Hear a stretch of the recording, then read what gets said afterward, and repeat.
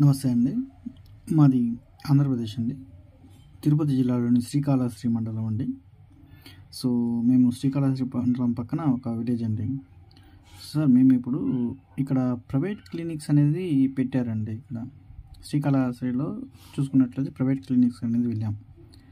So ఇక్కడ ఎప్పుడైతే visit చేశామో అన్నెసెసరీ ట్యాబ్లెట్స్ అంటే మేము ఒకదానికి వెళ్తే వేరే దానికి సంబంధించి బ్లడ్ టెస్ట్లు చేయడం కానీ, కడుపు నొప్పి అని చెప్తే బ్లడ్ టెస్ట్ చేయడం కానీ, ఇటువంటి అన్నెసెసరీ చేసి పర్ డేకి ఒక పర్సన్కి medicine only medicines 2000 rupees above అనేది రాస్తున్నారండి.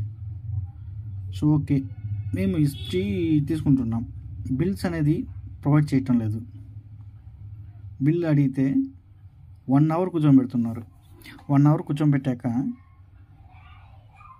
విసిగి వాళ్ళే వెళ్ళిపోతారు అనే ఒక ఇంటెన్షన్తో 1 అవర్ కూర్చోబెట్టి తర్వాత వాళ్ళు వెళ్ళకపోతే తిట్టుకుంటూ బిల్ ఇస్తున్నారు.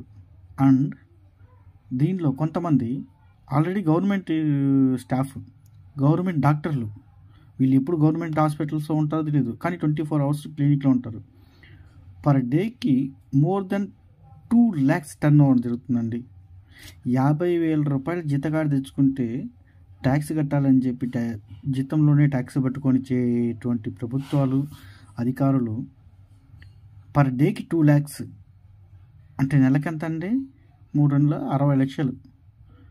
వీటిపై చర్యలు తీసుకోరా అండి? సో సామాన్య మానవులకి అసలు సామాన్య మానవుల మీదే భారం మొత్తం వేస్తారు. ఇటువంటి వాటిపై భారాలు వేయరా? బిల్లు అనేది ప్రొవైడ్ చేయటం లేదు.